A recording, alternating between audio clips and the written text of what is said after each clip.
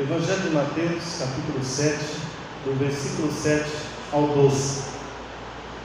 Pedi e dar-se-vos-á, buscai e achareis, batei e abrir-se-vos-á, pois todo o que pede recebe, o que busca encontra, e a quem bate abrir-se-lhe-á. Ou qual dentre vós é o homem que, se porventura o filho lhe pedir pão, lhe dará pedra? Ou se lhe pedir um peixe, lhe dará uma cobra? Ora, se vós que sois maus, sabeis dar boas dádivas aos vossos filhos, quanto mais vosso Pai que está nos céus dará boas coisas aos que lhe pedirem. Tudo quanto, pois, quereis que os homens vos façam, assim fazei vós também a eles, porque esta é a lei e os profetas. Deixa o texto aberto aí. Pedir para o Jô desligar o ventilador, por favor. Os dois, por favor. Vamos orar. Obrigado, Senhor Deus, por nos dar o privilégio de estarmos na casa do Senhor, podemos adorar o Teu nome, podemos meditar na Tua palavra. E agora que abrimos a Tua palavra, rogamos ao Senhor que nos abençoe, nos instrua, nos ilumine a mente, o coração, a alma, para que possamos compreender aquilo que Tu queres nos ensinar hoje na Tua palavra. Em nome de Jesus. Amém.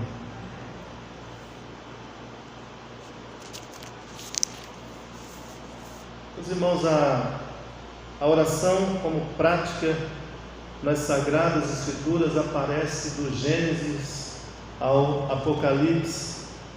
Você vai encontrar o povo de Deus em oração em toda a Escritura Sagrada. Desde Adão e Eva, que tinham a sua comunhão com Deus, mesmo no período pós-queda, você vai encontrá-los ali em diálogo com Deus. Você também vai encontrar outros, como Enoque, que começou a invocar o nome do Senhor. Depois Noé, Abraão, Isaac e Jacó. Os reis, você vai encontrar os reis buscando ao Senhor. Os profetas, os crentes simples, o povo de Deus, em todo o Antigo Testamento. Quem é que não se lembra e não se comove com a figura de Ana, mãe de Samuel, colocando o seu drama diante de Deus através da oração, diante do sacerdote Eli? Ana, Jó, que no seu sofrimento profundo abre os seus lábios e ora a Deus, e fala com Deus, e dialoga com Deus, e, entre aspas, briga com Deus, buscando uma solução do seu drama, do seu sofrimento diante de Deus. Davi, expressando os seus louvores, mas também as suas angústias, os seus enfrentamentos dos pecados, os seus enfrentamentos externos com os adversários. Você vai encontrar o rei Davi buscando ao Senhor. Os profetas, João Batista, também Jesus, os apóstolos e a igreja em todos os tempos, buscando ao Senhor por meio da oração. Todos os crentes de todos os tempos unanimemente são encontrados em oração nas Sagradas Escrituras. O maior avivamento dos últimos anos aconteceu quando foi iniciada uma oração na Morávia, e essa reunião de oração, vocês imaginam quanto tempo durou? 100 anos, ininterruptamente. Foi a partir dos moravianos que começou o grande movimento missionário para o mundo, levando o Evangelho para todos os cantos inimagináveis da terra, alcançando povos longínquos e salvando milhões e milhões de pessoas. A oração é algo fundamental na vida de um cristão.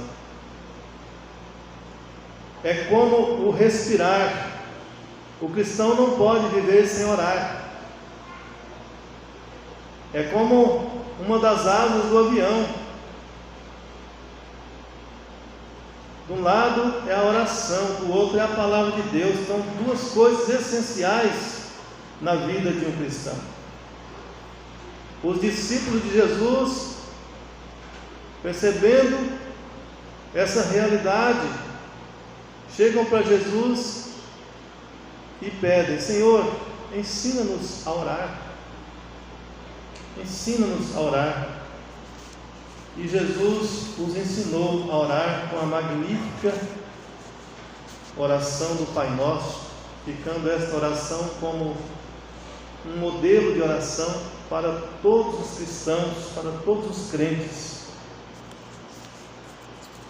Esse ensino de Jesus sobre a oração aparece aqui no texto que nós lemos, no Evangelho de Mateus. Aparecem fragmentos desse ensino, e aqui nós podemos ver alguns itens que compõem a oração. Porque quando a gente lê o texto, a gente não tem essa visão inicial diagramada.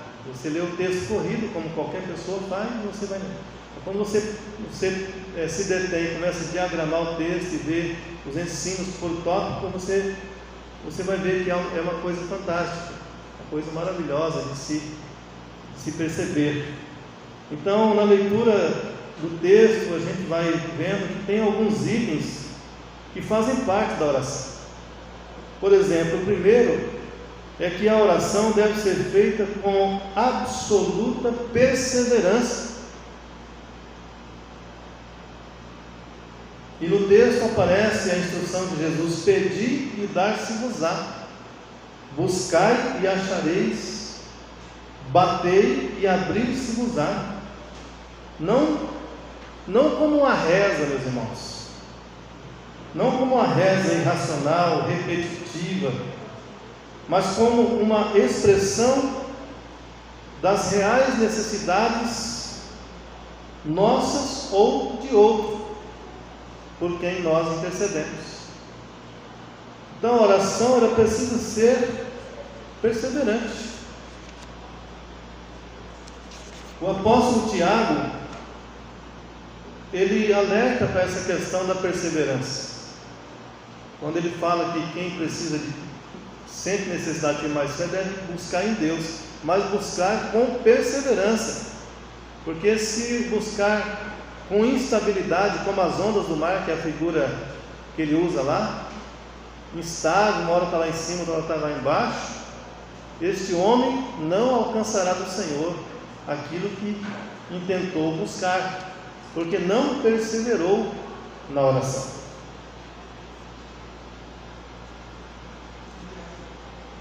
Então, quando você colocar um propósito diante de Deus, sendo esse propósito real, verdadeiro e justo e necessário, você precisa orar até ter uma resposta de Deus.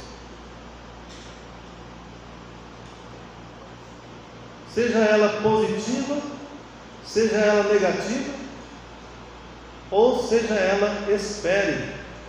Deus vai dar convicção e certeza no seu coração da sua resposta, mas sem resposta, Deus não vai deixar você.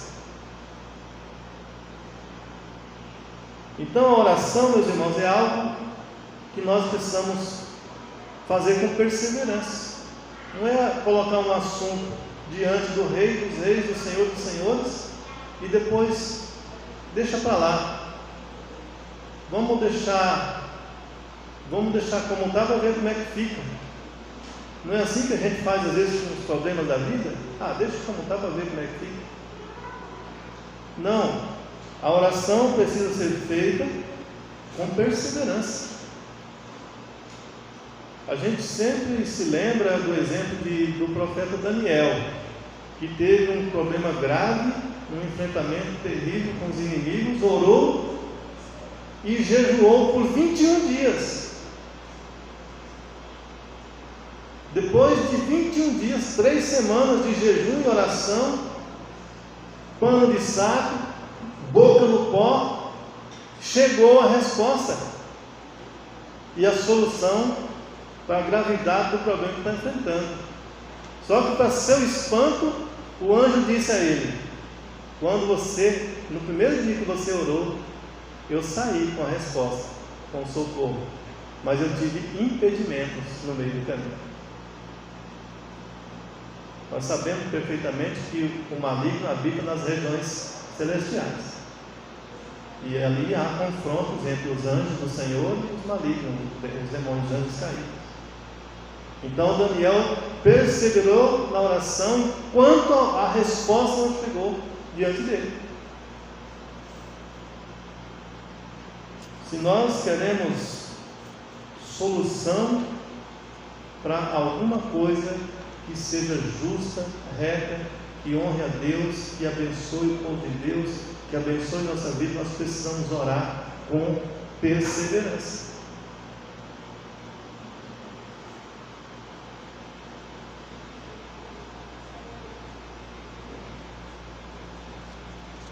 O segundo item que eu entendo que apareça aqui no texto que nós lemos é que a oração, meus amados, deve ser feita com plena confiança no caráter bondoso e gracioso de Deus. E aqui o escritor Mateus, Levi, ele registra uma parábola que Jesus conta, uma metáfora, comparando o Pai Celestial com os pais humanos. Vamos pegar, por exemplo, Reinaldo. Você gosta de dar presentes para sua filha? Quando você vai dar presentes para sua filha, você dá qualquer coisa? Você vai escolher o melhor, o que dá mais segurança, o que vai dar mais alegria para ela. Assim são todos nós. Com os nossos filhos, no trato com os nossos filhos, nós vamos procurar dar o melhor para os nossos filhos. Nós que somos humanos e maus, somos desagradáveis, por natureza, pecadores. Nós selecionamos aquilo que vamos dar para os nossos filhos. E Jesus diz: o nosso Pai Celestial, que é bom, que é gracioso, que é amoroso, que está assim, que o amor dele é imensurável, que tem prazer em nos abençoar. Quanto mais Ele vos dará boas coisas, um texto diz que o Espírito Santo, sem medida em outro. Então, meus irmãos, a oração nossa deve ser feita em plena confiança nesse caráter gracioso, bondoso, misericordioso de Deus.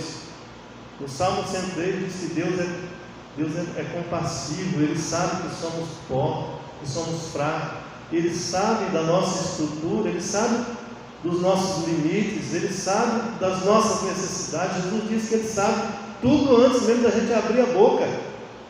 Ele já conhece toda a nossa necessidade.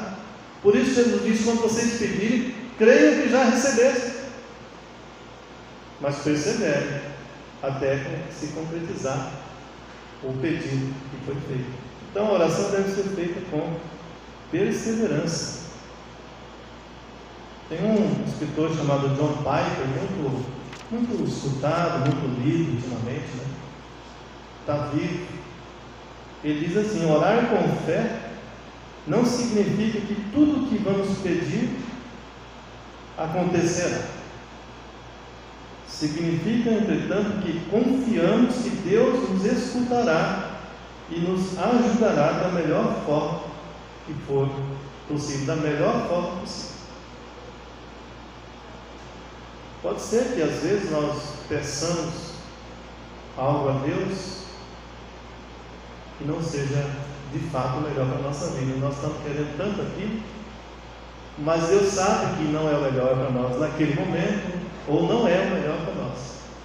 E a resposta de Deus vai ser um pouco diferente daquilo que nós pedimos, mas Ele vai nos dar a resposta e vai nos atender esse clamor que fazemos diante dele. Outro item que aparece também aí no texto sagrado é que a oração deve ser resultado de uma vida coerente diante de Deus. Você observou que no finalzinho do texto Jesus fala que tudo quanto, pois, quereis que os homens vos façam, assim fazei vós também a eles, porque esta é a lei e os profetas. O que significa isso? O que você acha que significa quando Jesus diz tudo que vocês desejam fazer, que os homens façam em favor de vocês, que vocês devem fazer aos mesmos?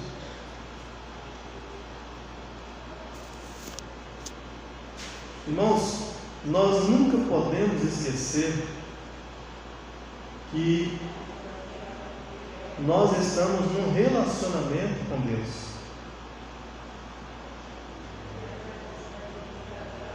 E que esse relacionamento deve ser o melhor possível. A oração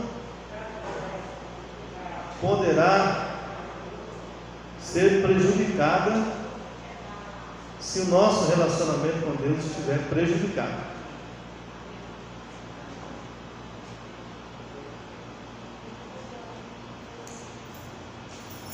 Davi, quando pecou, e ele relata isso lá no Salmo 51, também no Salmo 32, ele diz que os seus ossos apodreceram e a sua alma entrou em desassossego, enquanto ele calou os seus pecados. Então, estar em um relacionamento quebrado com Deus é muito ruim para o cristão. Tira a autoconfiança e tira outros aspectos do relacionamento dele com Deus. Você não vai perder a salvação, porque ela não depende de você. Isso apenas confirma o que Deus fez por você através dos seus lábios. Nunca mais você vai perder a salvação. Depois que você recebe, nunca mais. Mas a sua comunhão com Deus pode ser severamente prejudicada por causa de coisas que você pensar, falar, fazer, ou por omissão das suas obrigações cristãs. Deixar de fazer o bem que lhe competia e que estava em sua mão fazer e não foi feito. Então, isso pode prejudicar a nossa oração, a nossa comunhão, a nossa oração.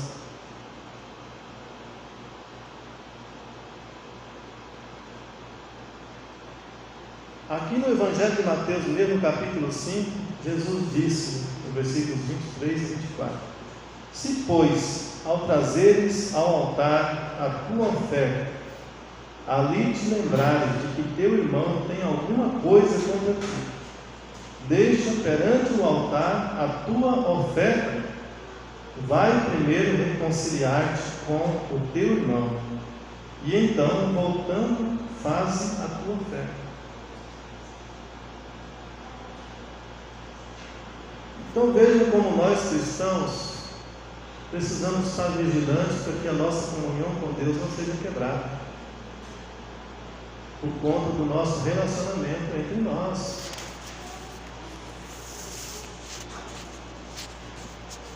Na melhor das hipóteses, você deve se aproximar de Deus com um coração sempre contrito e arrependido, confessando suas faltas.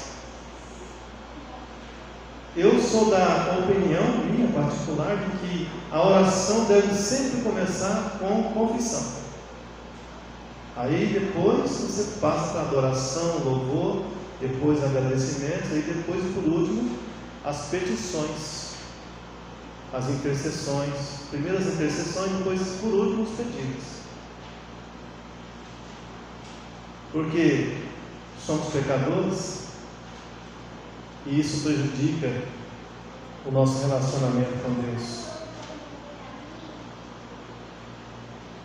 Billy Graham escreveu uma frase impactante. Talvez você já tenha visto ela por aí na internet. Ele disse assim: ore, dobre os joelhos e ore, até que você e Deus sejam amigos. Então ele pressupõe que na nossa caminhada, por coisas que fazemos, nossa amizade com Deus é prejudicada. Então, quando você for orar, você deve orar com tal intensidade, com tal perseverança, até que você sinta o fluir do Espírito de Deus, você sinta o farfalhar das asas do Senhor sobre você, você sinta o amor de Deus fluindo, o perdão, a misericórdia, a graça de Deus permeando a sua vida, promovendo em você o perdão e a reconciliação. E isso deve acontecer todas as vezes que você for orar ao Senhor. Esse sentido de miserabilidade deve nos acompanhar, porque de fato somos miseráveis pecadores diante de um Deus todo-poderoso e santo. E só nos aceita por meio de Jesus Cristo, que tem todo o mérito em nosso favor.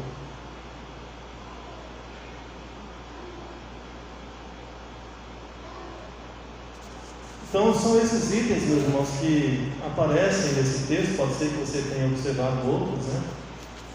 Mas orar com perseverança, orar com confiança e orar nessa perspectiva de que o resultado depende de uma coerência da sua vida com a palavra de Deus. Um grande pregador, eu gosto muito de citar ele, de vez em quando eu cito, Charles Haddon Spurgeon, sobre oração, ele diz assim: não deixe aquilo que é urgente tomar o lugar daquilo que é importante. Qual é mais importante? Atender a demanda ou as demandas do dia a dia? Ou pôr o joelho no chão e orar e buscar o poder do Senhor para o enfrentamento das demandas? É algo tão óbvio, né? Mas que às vezes nós damos prioridade às demandas do dia. Quantas vezes acontece conosco levantar, não ter a nossa devocional, aquele momento indispensável de orar, de ler a palavra, de ter aquela comunhão inicial do dia com o Senhor, e a gente já entra na luta, já vai fazer coisas, e quando você menos percebe, o dia já foi, já declinou, já entrou a noite, e a sua prioridade foi outra, e não a de orar, e a de buscar o seu Deus, que te ama, que te quer bem, e que tem planos de graça, de misericórdia, de amor sobre a sua vida. Um certo pregador tinha o hábito de orar num certo horário, todo dia, e aí chegou uma pessoa, e ele orava no sótão da casa. Chegou uma pessoa e falou com a esposa daquele pastor: eu quero falar com o pastor. A senhora poderia aguardar um pouquinho, porque ele está orando. Não, mas fala com ele, eu quero falar com ele. Ele está orando. Foi difícil convencer aquela senhora de que o pastor estava fazendo a coisa mais importante naquele momento. Mesmo que houvesse uma necessidade, uma urgência, mas a coisa mais importante era aquele momento de oração, de busca, que não poderia ser de maneira nenhuma negociado ali naquele momento. E aí o pastor atendeu aquela pessoa com todo carinho, todo amor, e viu que o problema dela não era assim tão grave. Era algo só de orientação dele. Era importante também, mas o mais importante era aquele momento de joelho no chão, de orar e buscar o Senhor. Então, meus irmãos, que Deus nos abençoe nessa palavra, que o Espírito Santo do Senhor nos motive a orar mesmo, com perseverança, com confiança e com coerência da vida cristã. Em nome de Jesus. Amém.